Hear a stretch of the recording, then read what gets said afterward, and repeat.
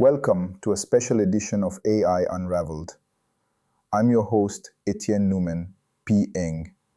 Before we begin our autopsy, a quick reminder. If you haven't done so yet, make sure to subscribe to AI Unraveled directly on Apple Podcasts so you can enjoy this special strategic briefing and all our daily episodes, completely ads-free.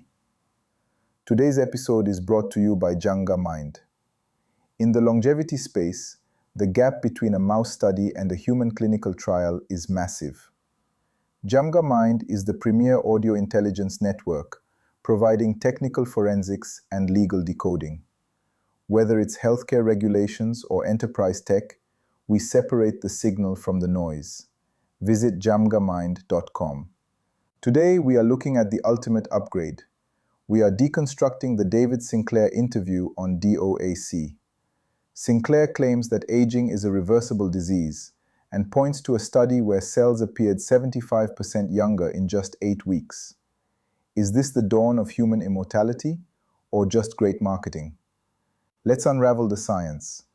In 2023, millions of people tuning into this massively popular podcast heard a claim that, honestly, it sounded like pure science fiction becoming reality. Right, the claim that human cells had been made 75% younger. Yeah, exactly, in just 8 weeks. Which, for you listening at home, that sounds like the ultimate biological software update, like a clean reboot for the human body. It does, it sounds incredible. But what those viral headlines completely left out was this, terrifying biological catch. Because if you press that reset button even a fraction too hard, you don't just get youthful cells. No, you definitely don't. You get cells that completely forget what they are. Right, resulting in massive chaotic tumors that are literally growing teeth and hair in the middle of your organs. Yeah, it is the ultimate double-edged sword in modern molecular biology. I mean, the sheer power to rewrite a cell's age, it is absolutely real. But the narrative surrounding it has been, frankly, stripped of all its lethal complexity. Which is exactly why we're here. Right. Welcome to a very special investigative deep dive. Today we're taking on the role of lead science auditors. We are indeed. We're looking at a specific, highly viral narrative that has just exploded into the public consciousness. Specifically, Dr. David Sinclair's appearance on the Diary of a CEO podcast, DOAC. Right, and the overarching idea presented there is that, aging isn't a physical breakdown of our bodily hardware. Right, it's not like gears wearing out. Exactly. Instead, they propose it's a software issue. The human body is, it's like a legacy IT system, and the code is just getting corrupted by temporary files and malware over decades. Which is an incredibly compelling framework. I mean, if human decline is just a glitch in the software, you can write a patch, right? You can restore the operating system. You can, but as a science auditor, my job is to, look past those elegant metaphors and evaluate the cold, hard biological data. Because the longevity space is currently navigating this wild, unprecedented era. It really is. We're seeing profound Nobel-caliber breakthroughs in cellular biology happening right next door to highly aggressive, venture-backed commercial hype.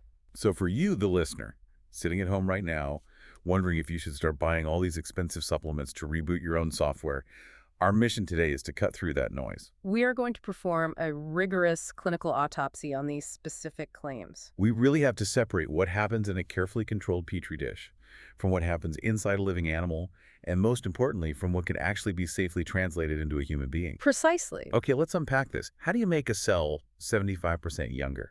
Because when I hear that, I'm not picturing like a subtle metabolic improvement. I'm picturing a literal time machine. How do you actually reverse the clock on a physical cell? Well, you have to fundamentally change the instructions the cell is reading. It's a process known as epigenetic reprogramming. Epigenetic reprogramming. Right. And to understand how radical this is, we kind of have to look back to how biologists used to think about cellular development. For decades, the dogma was visualized through something called Waddington's epigenetic landscape. Okay, give me a visual for that. Like, what does that landscape look like? Imagine a marble resting at the very top of a hill. Okay. That marble is an embryonic stem cell. It is pluripotent, meaning it has the raw potential to, roll down any path and become absolutely any cell in the human body. Wow. Yeah. So as the organism develops, the marble rolls down the hill, picking a specific valley, becomes a skin cell or a neuron or a piece of liver tissue. So it's locking in its identity. Exactly. And for the longest time, science believed gravity only worked one way. Once that marble was at the bottom of the hill, securely locked into its identity as a skin cell, it could never, ever go back up. I mean, that makes sense. You don't want your liver suddenly deciding it wants to try being a lung for the weekend. The identity needs to be permanent. Yeah, exactly right. But in 2006, a researcher named Shinya Yamanaka, he completely shattered that dogma. He discovered that if you introduce 4 very specific proteins into an adult cell, you could effectively push the marble all the way back up the hill to the top. Wait, really? Just pushing it back up? Yeah. You could take a fully mature adult skin cell and force it to revert into an embryonic stem cell. Just by adding 4 proteins. What are these proteins actually doing inside the cell to cause that kind of, I don't know, amnesia? They are transcription factors. You can think of them as master switches that bind directly to the DNA. Okay. They turn off the specific genes that tell the cell it's a skin cell, and they massively upregulate the genes associated with embryonic youth. So they just wipe the memory. Basically, yeah. These 4 proteins are universally known in biology as the Yamanaka factors. We abbreviate them as OSKM. OSCAM. Right. That stands for OCT2-4, SOX2, KLF4, and C-MYCOM. When you apply OSKM, it wipes the epigenetic slate totally clean. Okay, so if we possess the literal code, this OSKM cocktail, to make a cell young again, the obvious question you're probably asking right now is, why aren't we doing it? That is the million-dollar question. Right, like why aren't we giving everyone an OSKM injection and curing aging tomorrow? It sounds like we have the ultimate software patch in hand. But returning to our IT analogy, if I force a hard reset on a computer, I don't just clear the web cache and make it run faster. I delete the entire operating system. The computer completely forgets it's a computer. And that biological amnesia is the core danger. If you attempt full epigenetic reprogramming inside a living, breathing organism, what we call in vivo, you are entirely stripping the cell of its carefully maintained identity. So a skin cell forgets it as a skin cell. Yes. And when cells inside a living body lose their identity and become pluripotent, they default to what embryonic cells do best. They divide. Rapidly, aggressively, and uncontrollably. Which is the literal definition of cancer. It is. Specifically, it leads to the formation of teratomas. Yeah, I read about these in the source material, and they sound like something straight out of a horror movie. Explain what a teratoma actually is for the listener. Well, because the reprogrammed cells have regained the potential to become anything, but they lack the architectural blueprint of a developing embryo to tell them where to go, they just start building random tissues chaotically. Just wherever they happen to be. Right. A teratoma is a highly complex, lethal tumor where you will routinely find fully formed hair follicles, pieces of bone, muscle tissue, and even teeth growing in a disorganized mass inside a lung or a liver. Oh, wow. It's like taking a crew of master builders, completely erasing their memories of what building they're supposed to be constructing, giving them unlimited coffee, and just letting them loose in an empty lot. That's a great way to put it. You're going to end up with a staircase leading into a bathtub on the ceiling. It's total biological chaos. That captures the cellular confusion perfectly. Furthermore, the M in the OSKM cocktail stands for c-MYC. In molecular biology, c-MYC is an established, highly potent oncogene. An oncogene, meaning it drives cancer. Yes. Its primary function in this context is to aggressively drive cellular proliferation. It essentially floors the gas pedal on cell division. Yikes. So if you're talking about human longevity, full epigenetic reprogramming is a complete non-starter. It is, frankly, a biological death sentence. Okay, so a full reset gives you tumors with teeth. Yeah. How did Sinclair's lab get around this in the specific studies he referenced? You know, the 2020 Nature study and the 2023 Cell study. How did they get the age reversal without the cancer? They had to walk a microscopic tightrope. To circumvent that severe oncogenic risk, the lab utilized a truncated 3-factor construct. Meaning they left one out? Exactly. They completely removed the highly dangerous c-MYC gene. They only used OSK. But even then, you can't just leave those 3 switches turned on permanently. Right, because you're still pushing the marble up the hill. Yes. They restricted the activation of the genes to a highly specific temporal window. Ah, so they start pushing the marble up the hill, but they hit the brakes right before it reaches the very top. That's it, exactly. They polish the software, clear out the glitches, but they stop the process before the cell completely forgets its identity. That is the theoretical sweet spot. It is called partial reprogramming. Partial reprogramming. Right. According to their research, leaving the OSK factors active for a strict 6 to 8 week period allows the cells to safely reset their transcriptomic profiles, essentially cleaning up the wear and tear without crossing the threshold of dedifferentiation. So the cell still knows what it is. Exactly. The somatic identity, the knowledge that it is a specific type of cell, is preserved. Okay, but we really need to clarify exactly what they did this to, because, when you hear a soundbite on a massive podcast, your brain naturally extrapolates. You hear cells were made 75% younger, and you picture a whole human, or at least a whole mouse, suddenly springing up and running on a wheel like a teenager. Right, the imagination runs wild. What was the actual physical experiment? This is where we have to apply our clinical lens.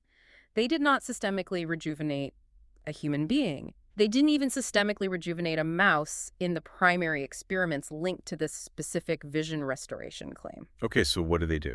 They targeted a highly localized, completely enclosed environment, the damaged retinal ganglion cells of the optic nerve in mice. Okay, so they are looking at the eye. But how do you even get the OSK genes into the cells at the back of a mouse's eye? I mean, you can't just rub it on like an ointment. No, you have to use a delivery vehicle. In this case, they used an adeno-associated virus vector, commonly called an AAV. Well, I want to break this down because we hear about viral vectors a lot in gene therapy. Basically, a virus in nature is just a microscopic syringe loaded with malicious genetic code, right? Generally, yes. Its whole job is to inject its own DNA into your cells to make more viruses. That's its natural function. So in the lab, scientists basically hollow out the virus. They take the malicious payload out, leaving the empty shell, the delivery truck. A delivery truck is a good analogy. Then they pack that truck with the OSK genes they want to deliver, and they inject it into the eye. It is an incredibly elegant piece of bioengineering. The hollowed-out AAV infects the retinal cells, but instead of making them sick, it drops off the OSK instructions. Wow. Yeah. In their experiments, they were looking at models of glaucoma and optic nerve crush injuries in aged mice. And following the OSK treatment, they saw something remarkable. What happened? The cells survived the injury. They promoted robust axon regeneration, meaning the nerve fibers actually grew back, and they successfully reversed vision loss. I mean, reversing blindness in a mouse model by regrowing the optic nerve is undeniably incredible science. Nobody's taking that away from the researchers. Absolutely not. It's groundbreaking. But here is the sticking point for me, the metric. How do scientists look at an optic nerve and definitively say this cell is exactly 75% younger? Right. How do you measure it? Because the cell doesn't have a tiny birth certificate. I assume they aren't just looking at it under a microscope and saying, well, it looks a bit more spry. How do we measure youth at a molecular level? We use something called an epigenetic clock. But it is vital to understand that these clocks do not measure chronological time. So they don't know how old the mouse actually is in years. They don't know how many times the Earth has gone around the sun. They measure predictable patterns of chemical accumulation on the DNA itself. Break that chemistry down for us. What are we actually looking at? The most robust mechanism we measure is DNA methylation.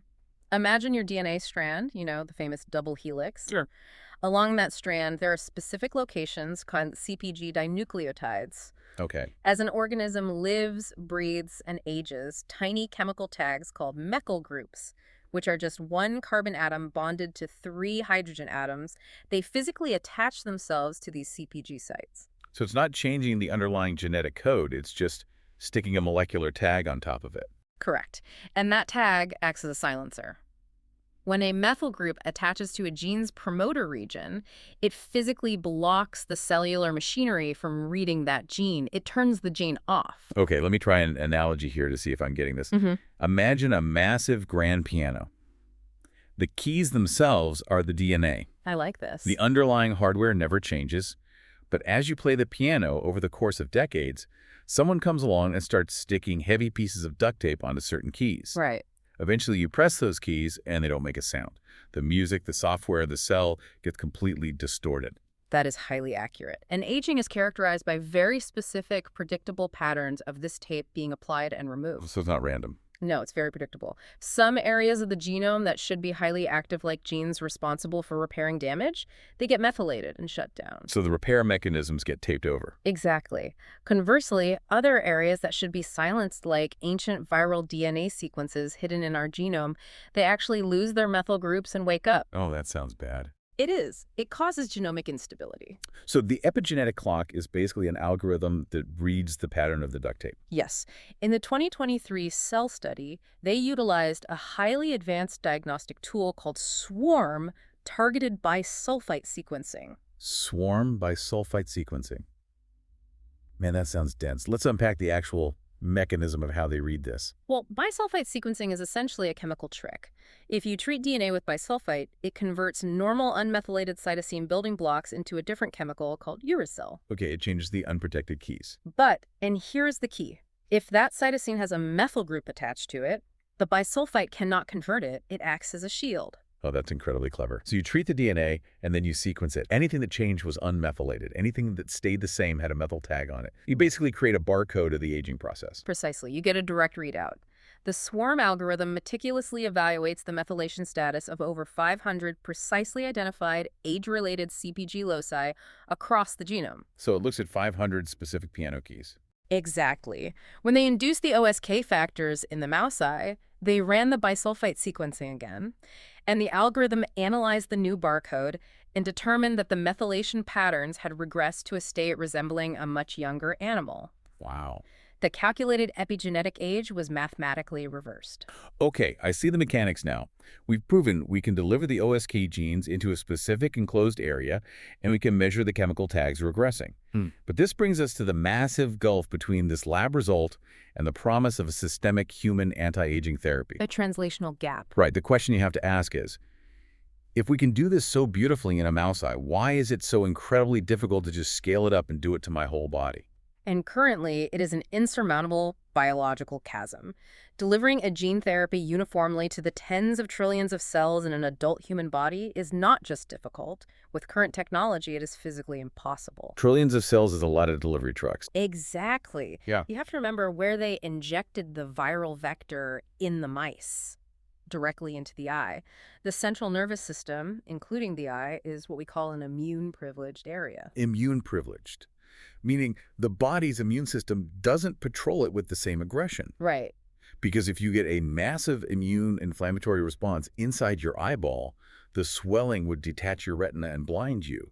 The body evolved to keep the immune system out of there. Exactly. The localized injection bypasses systemic immune surveillance, but consider what happens if you try to achieve whole body rejuvenation in a human. You'd have to inject it into the blood. You would have to administer these AAV vectors intravenously. Yeah. And to get enough of the virus into the bloodstream to theoretically reach every cell, the sheer volume of the dose would be staggering. And the immune system isn't going to just sit there and watch trillions of viral trucks flood the bloodstream. No, it would perceive it as a massive, overwhelming viral infection.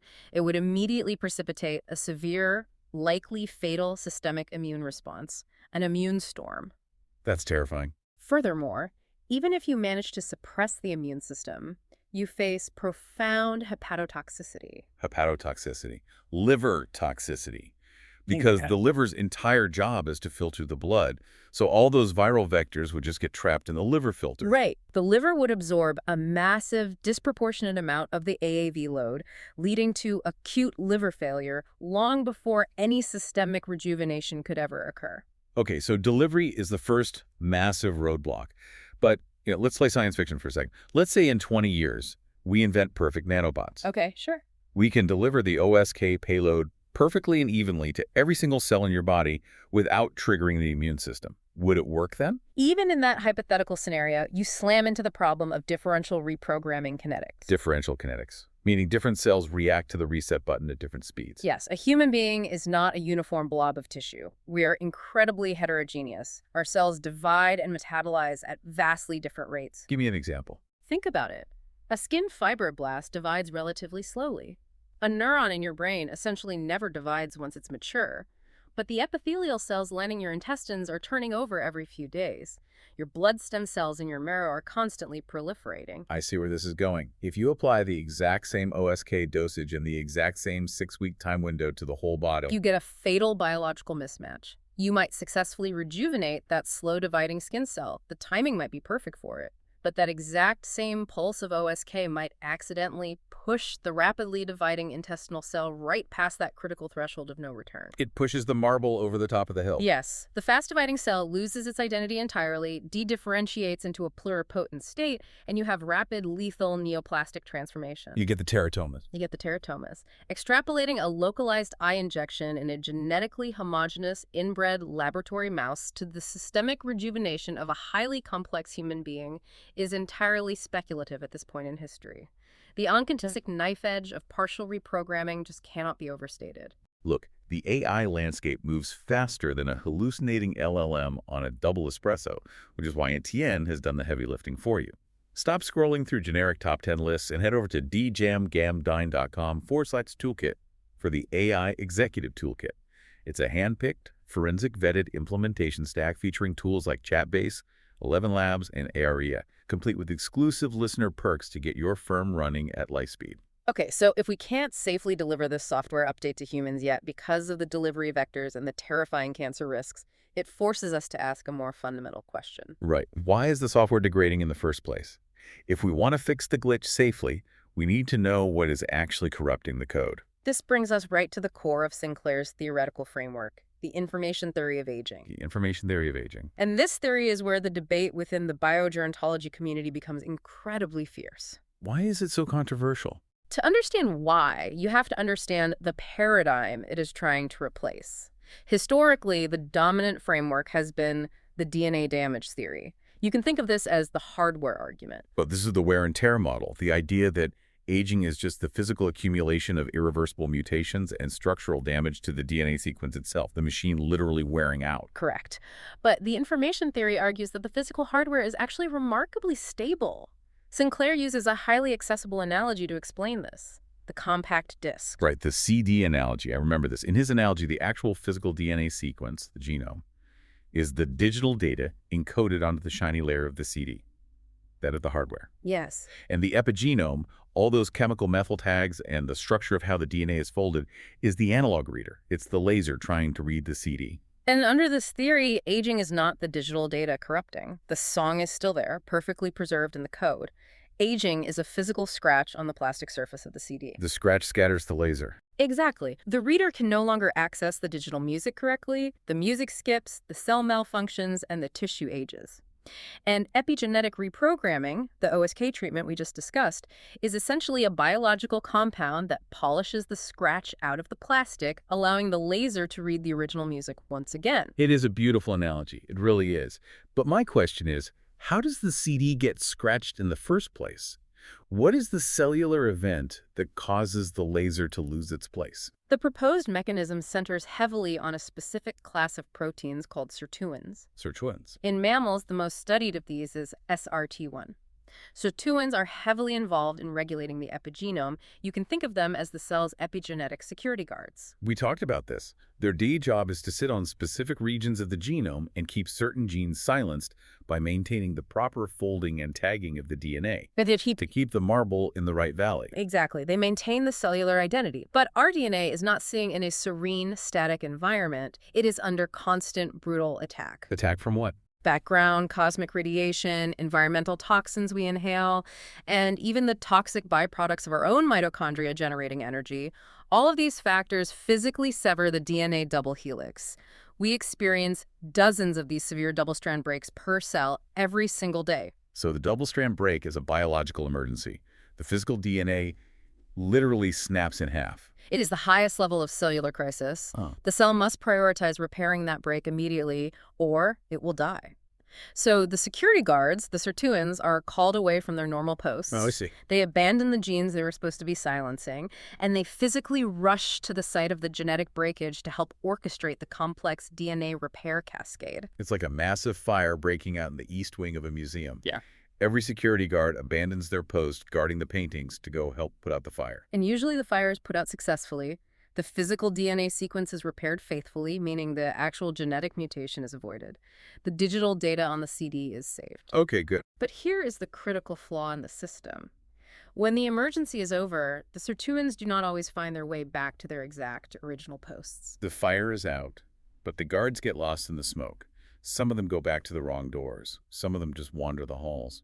Over the course of decades, with millions of DNA breaks and subsequent repairs happening across trillions of cells, this subtle failure to properly reset the epigenetic state creates a massive accumulation of what Sinclair terms epigenetic noise. Epigenetic noise. The original youthful pattern of methylation becomes profoundly obscured. Going back to our piano, the tape on the keys gets moved around randomly. Yes, and this leads to a phenomenon called mesenchymal drift. Because the epigenetic controls are slipping, the cells slowly begin to forget their highly specialized somatic identity. They don't become cancer, but they become sluggish, confused versions of themselves. They're just a little lost. Right. And that cellular confusion, according to the theory, is the primary driver of what we experience as physiological aging. Okay, a theory is great, but, biology demands proof. If you want to prove that it is the noise, the software, not actual mutations, the hardware causing aging, you have to find a way to separate the two. That is the challenge, yes. How do you cause the epigenetic noise without accidentally causing genetic damage? To test this, Sinclair's lab engineered a highly sophisticated transgenic animal called the ICE mouse. ICE mouse. ICE stands for inducible changes to the epigenome. Their goal was to artificially uncouple epigenetic damage from genetic mutation. Uncouple them. How do they manage that? They introduced a very specific enzyme into the mouse's genome called IP-POI. Interestingly, this enzyme is naturally derived from a slime mold. Slime mold, really? Yeah. What makes IP-POI unique is that when the researchers activate it, it courses through the genome and creates highly specific double-strand breaks. But it does so in a non-mutagenic way. Non-mutagenic, meaning it cuts the DNA cleanly, like a surgeon's scalpel, rather than shattering it like a hammer. Exactly. It makes clean, precise cuts that the cell's repair machinery can easily stitch back together without altering the underlying letter sequence of the DNA. So they were artificially starting millions of tiny controlled fires across the museum. That's right. And the fires were easy to put out, so the museum itself wasn't damaged. But it forced the security guards to run around in a state of constant panic, accelerating the rate at which they got lost. They accelerated the noise without damaging the hardware. That was the experimental design, and the published results seemed profound. What happened to the mice? After a period of inducing these cuts, the ICE mice appeared to age incredibly rapidly. They developed severe physical frailty, osteoporosis, metabolic dysfunction, and cognitive decline. Just from the cuts? Just from the cuts. And crucially, when the researchers performed whole genome sequencing on these sick mice, they found no significant increase in actual DNA mutations compared to healthy control mice. So the hardware was intact? The hardware was intact, but their epigenetic clocks had accelerated massively. They were full of noise. And to complete the loop, when they treated these rapidly aged mice with the OSK gene therapy, the biological markers of age reversed. Wow. I mean, on paper, that sounds like a total slam dunk. It does. The software theory is proven. The hardware is fine. The software just gets noisy. We use OSK to polish the scratch on the CD, and we achieve longevity. But I know the history of science, and I know that whenever a claim is this neat, there is a massive counter-argument waiting in the wings. There usually is. We are about to perform an autopsy on this specific cell paper. Where is the catch? To understand the catch, we must look at how the wider global bio-gerontology community reacted to this paper. And the reaction was not celebration. It was one of intense structural criticism. Okay, let's hear it. The most devastating pushback arrived in a 2023 critique published in the journal Cell, authored by leading geneticists Dr. Charles Brunner and Dr. James Timmons. They formally asserted that the information theory of aging remains completely untested. Untested? Yes, because they identified a fatal methodological flaw in the ICE mouse experiment itself. A fatal flaw in a paper published in one of the most prestigious scientific journals in the world. What did the peer reviewers miss? The critique centers entirely on the biological reality of that slime mold enzyme, IP-POI. The Sinclair lab treated it merely as a benign noisemaker, a tool to temporarily distract the sirtuins. Right. But Brunner and Timmons pointed out a stark physiological reality. Widespread activation of IP-POI across a mammalian genome is highly cytotoxic. It is a massive traumatic insult to the cell. Cytotoxic? Well, cutting the DNA even cleanly, is still physical trauma, right? Severe trauma. In fact, it is definitively known to trigger a massive cell death cascade within 30 days of activation. And this cascade is driven by a very specific gene called P53. Hold on, I recognize P53. There's the famous tumor suppressor gene. Yes, it is. It's the cellular referee that monitors DNA damage. If it sees that a cell is too damaged to repair itself safely, P53 initiates apoptosis-programmed cell suicide to prevent that cell from turning into cancer. You have it exactly. Widespread DNA breaks, even if they are clean and non-mutagenic, trigger a massive P53 response. The cells panic. They perceive the overwhelming number of cuts as a catastrophic radiation event, and they undergo apoptosis en masse. Oh, wow. And Brenner and Timmons noted a critical omission in the data. The Sinclair lab allegedly failed to thoroughly analyze the ICE mice during the specific 30-day window of acute toxicity and massive cellular die-off. Wait, let me get this straight. So you activate the enzyme, and a huge percentage of the cells in the mouse's body just commit suicide. Yes, they just die.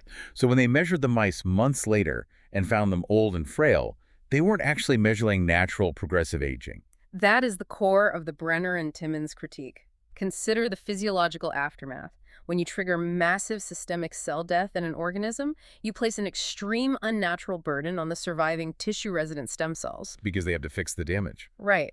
Those stem cells have to rapidly wake up, divide, and proliferate at an unsustainable rate to regenerate all the dead tissue and keep the mouse alive. Oh, I see it now. It's an emergency rebuilding effort. And that massive emergency replication exhausts the stem cell's finite proliferative capacity. It drives them into a state of premature senescence. Man, it's the biological equivalent of recovering from a nuclear blast. Or, like a human patient recovering from intense whole-body chemotherapy. That is an excellent clinical comparison. If you look at someone after severe chemo, they look older, they're physically frail, their systems are exhausted, their hair might be gray or falling out. But that is the result of acute toxic trauma, not the natural progressive accumulation of epigenetic noise that causes a 70-year-old to naturally slow down. Precisely. Brenner argues the ICE model merely simulated the severe physiological exhaustion of surviving an acute toxic wipeout. Therefore, many leading geneticists, such as Jan Vij, maintain that you simply cannot cleanly separate the hardware from the software. They're too intertwined. Physical alterations to the DNA sequence inevitably and directly cause downstream drift in the epigenome. Hardware damage dictates software degradation. Precisely. If your DNA hardware is taking physical hits, polishing the epigenetic scratch with OSK will only provide a temporary cosmetic boost before the underlying structural damage causes the noise to immediately reaccumulate. So the information theory is just unproven. The information theory, while a beautiful and elegant narrative, remains highly debated and fundamentally unproven as the primary independent driver of aging. Okay, let's step back and look at the landscape here. If gene therapy carries the lethal risk of teratomas, and the underlying theory that aging is just a software issue is heavily disputed by top geneticists, where does that leave the consumer? Looking for alternatives. Right, because the longevity industry, the venture capitalists, they couldn't wait 20 years for gene therapy to become safe. Yeah. They aggressively pivoted to a highly lucrative, immediate alternative, small molecule supplements. And this is where we must apply our most rigorous clinical audit.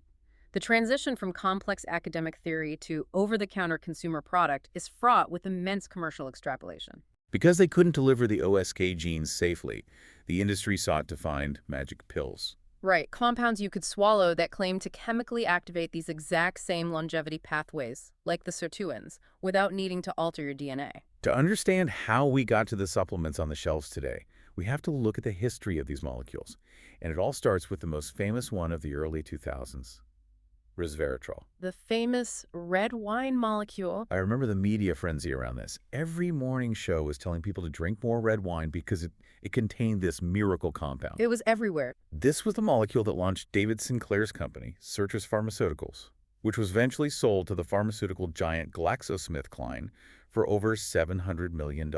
A massive acquisition. The central claim was that resveratrol directly activated SRT1, our epigenetic security guard, mimicking the profound life-extending effects of caloric restriction. That was the foundational commercial claim. But the anatomy of how that claim was generated in the lab and subsequently dismantled by other scientists is a textbook case of a scientific artifact. A scientific artifact. Explain that. Well, in 2005, Dr. Matt Kaberlein and his colleagues published a landmark study that systematically severed the direct link between resveratrol and sirtuin activation.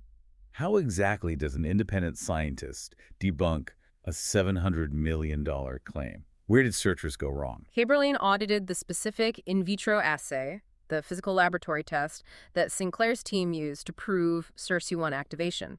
To measure if the sirtuin enzyme was actually working faster in a test tube, the original researchers couldn't just look at it with the naked eye. They used a synthetic peptide sequence. Okay, a peptide. Crucially, to make the chemical reaction visible, they attached an artificial fluorescent tag molecule called a fluorophore to this peptide. So they essentially glued a tiny glow stick to the protein. That's a good way to visualize it. If the sirtuin enzyme interacts with it, the glow stick lights up under a specific wavelength of light. The more it glows, the harder the enzyme is working. That is exactly how fluorescent assays work. But Kaberlein's team discovered a fatal chemical flaw. The resveratrol molecule wasn't actually activating the SIRT1 enzyme at all. Wait, if it wasn't activating the enzyme, why did the test tube glow? What were they measuring? Resveratrol is a structurally complex molecule. It turned out that resveratrol was interacting directly and non-specifically with the artificial glowing tag itself. You've got to be kidding me. No, it was changing the fluorescence properties of the dye. It was a complete chemical illusion. The miracle drug was just reacting with the dye used in the test. To prove it, Kaberlein replicated the exact same experiment. But this time he used native non-fluorescent peptides. Peptides that actually exist in normal mammalian biology without the artificial glow stick attached. And how did he measure it without the glow stick? He used a different method, mass spectrometry, to measure the enzyme's activity. And when tested against natural biological targets, resveratrol demonstrated absolute zero ability to activate the SIRT1 enzyme. It was a false positive driven entirely by the testing apparatus. That is stunning. A massive corporate acquisition based on an interaction with a lab dye. It is a cautionary tale in modern biology. So, given that structural failure, what is the clinical reality of resveratrol today in 2024? Are people still taking it? Millions still take it, but the clinical reality is stark. Over 200 human trials have been conducted over the last 2 decades.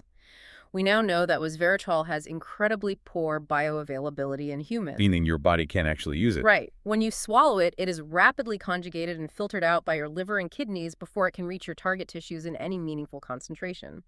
Furthermore, there is absolutely no conclusive evidence from independent systematic reviews that resveratrol extends human lifespan or meaningfully delays age-related diseases. It shows, at best, incredibly minor and transient anti-inflammatory effects that have absolutely nothing to do with sirtuin activation. Wow. So resveratrol is essentially a biological bust for human longevity. Unfortunately, yes. But the industry is incredibly resilient. They simply moved on to the next big molecule, NAD+ boosters, molecules like NMN and NR. Now, looking at the research, my understanding is that NAD+ is fundamentally different from resveratrol. The underlying biochemistry here isn't based on a flawed assay. It is deeply embedded in human metabolism, right? Yes. But we must draw a firm line here. Unlike the artifactual history of resveratrol, the biochemical validity of nicotinamide adenine dinucleotide, or NAD+ARC, is absolutely undisputed. Okay, so it's real. It is an essential, ubiquitous coenzyme present in every single living cell. What does it actually do? It is critical for redox reactions, primarily cellular energy production. It shuttles electrons back and forth inside your mitochondria to generate ATP, the energy currency of the body. Lots of basically energy. Right. But crucially for longevity, it is also the consumable fuel required by sirtuins and PRPs. PRPs are the enzymes that actually physically repair the DNA strand breaks. Okay, let's go back to our museum fire analogy. If sirtuins are the security guards and PRPs are the firefighters, NAD+ is the fuel in the fire trucks, or, the coffee they need to stay awake. An excellent visualization. Without it, they can't do their jobs, no matter how many guards you have. And the biological problem is that intracellular NAD+ levels genuinely and significantly plummet as we chronologically age. By the time you are 50, your levels are substantially lower than when you were 20. So everything slows down. This creates a severe metabolic bottleneck. Your DNA repair mechanisms become sluggish and compromised simply because they lack the necessary substrate to function. So the obvious solution is just drink a glass of NAD+ every morning. But you can't do that, can you? No, you cannot take intact NAD+ orally. The molecule is physically too large and structurally unstable to survive the digestive tract and cross the cellular membrane effectively. It just breaks down. Exactly. So the industry logically focused on precursors, the building blocks. Molecules like NMN, which is nicotinamide mononucleotide, and NR, nicotinamide riboside. You swallow the precursor, it enters the cell, and the cell uses it to manufacture fresh NAD+ internally. When multi-billion-dollar industries are built on the promise of immortality, you need actual clinical forensics, not just podcast sound bites. Jamgamine provides human-verified, technical-grade analysis to separate medical reality from commercial hype. Visit djamgamine.com. So we have a biologically plausible mechanism. We have the precursor molecules NMN and NR. And crucially, unlike the early days of resveratrol, we now have actual human clinical trials. We do. Sinclair's company, Metro Biotech, developed a proprietary, highly purified version of NMN called MIB-626. Let's look at the data. What do the Phase 2A human trials actually show when you give these pills to people? The clinical data for MIB-626 and several other high-quality NMN supplements is actually very promising, provided we view it through the correct analytical lens. Okay, what does it show? The trials definitively demonstrate that taking oral NMN safely and effectively elevates circulating blood NAD+ levels in human subjects. It clears the metabolic bottleneck. Okay, so it gets into the blood. Does it do anything useful once it's there? Yes. In specific cohorts, typically older adults or those with existing metabolic issues, raising NAD+ significantly lowers LDL cholesterol. It lowers diastolic blood pressure. It aids in reducing total body weight. And it improves physical performance, specifically measured by increased walking distance in a standard 6-minute walk test. So let me stop you right there. For you, the listener at home, you hear that list of benefits. It lowers my bad cholesterol, it drops my blood pressure, I lose a little weight, and I have more energy to walk. My immediate reaction is, isn't that what reversing aging looks like? It sounds like it, doesn't it? If I feel younger and my heart is healthier, haven't we basically cured aging? This is exactly where the commercial extrapolation distorts the medical reality. We have to clearly define the difference between treating metabolic disease and fundamentally altering the biological aging clock. Okay, what is the clinical reality? The harsh clinical reality is this. NMN acts as a highly effective metabolic therapeutic. Its physiological effects are very similar to taking a low-dose statin drug to manage cholesterol, combined with engaging in a rigorous daily exercise program. So it optimizes the system you have. Exactly. It clears out the metabolic cobwebs. It makes your cells more efficient at generating energy. But, and this is the absolute critical distinction, there is zero clinical evidence that NMN extends maximal human lifespan, or that it actively reverses the fundamental epigenetic biological aging process in humans. It's not pushing the marble up the hill. Improving a lipid profile is a wonderful health outcome, but it is fundamentally not the same thing as pushing the marble back up the epigenetic hill. The aggressive commercialization and the marketing claims promising actual age reversal have vastly outpaced the actual clinical science. And that aggressive commercialization actually led to a massive regulatory war over NMN, didn't it? The FDA suddenly stepped in and changed the rules. They did, resulting in a highly controversial maneuver.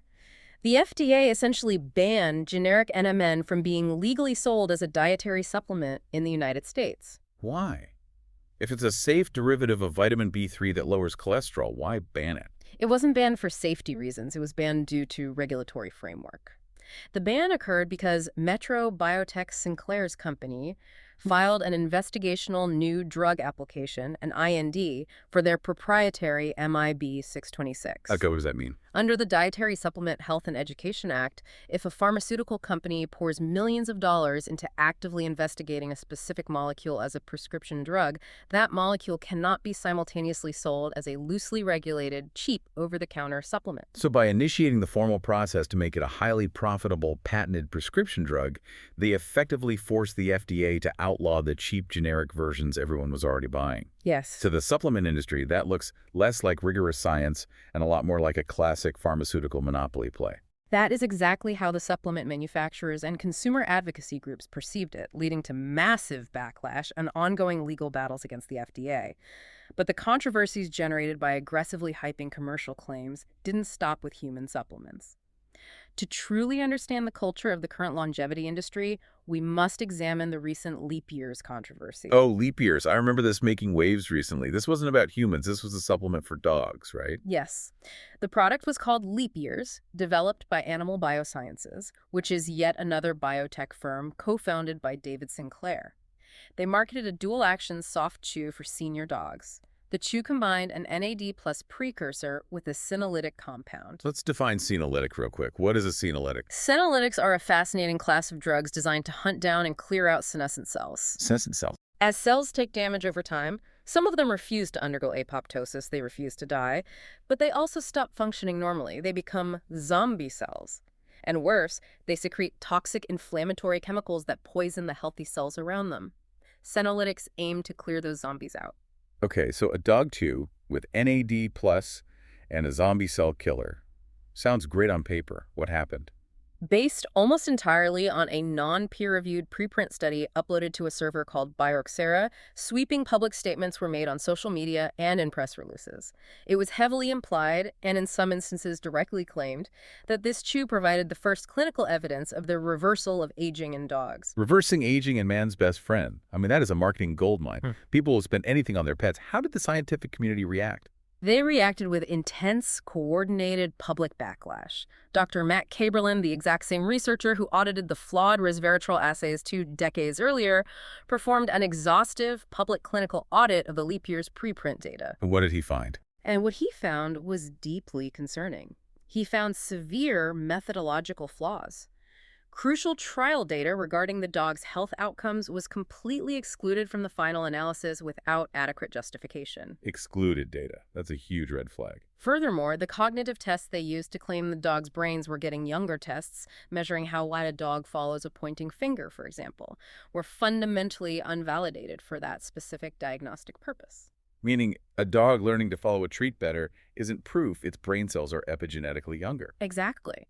Kaberlin publicly stated that extrapolating a minor, statistically noisy improvement on a flawed behavioral test to the definitive biological reversal of aging was scientifically irresponsible. The fallout from that public teardown was pretty severe, wasn't it? It wasn't just a Twitter spat. It had profound professional consequences. The mainstream media, including deep dive investigations by the Wall Street Journal, covered the scientific furor. The intense peer pressure and the rapid loss of scientific credibility forced Sinclair to formally step down from his position as president of the Academy for Health and Lifespan Research. Wow. Following his resignation, the company had to issue revised statements, rapidly walking back the definitive age reversal claims. It serves as a perfect, highly visible illustration of the profound danger of health flexing, prematurely hyping and commercializing early science before it has passed rigorous, independent forensic scrutiny. Okay, we have covered an immense amount of ground today. Let's pull all of this together for you listening. The software of biology is an incredibly powerful, tantalizing theoretical framework. It is. The idea that we can find the backup copy of our cellular code and polish the scratch on the CD is captivating. And the foundational science is real epigenetic reprogramming via Yamanaka factors is a genuine Nobel-worthy breakthrough. We are literally regrowing optic nerves and curing blindness in mice by resetting localized tissue. But the critical takeaway is the barrier between that localized success and systemic human application. The systemic reversal of human aging. The idea that you can just take a pill or an injection and make your entire biological system 75% younger remains trapped behind a massive translational gap. We are blocked by the terrifying lethal risk of teratomas.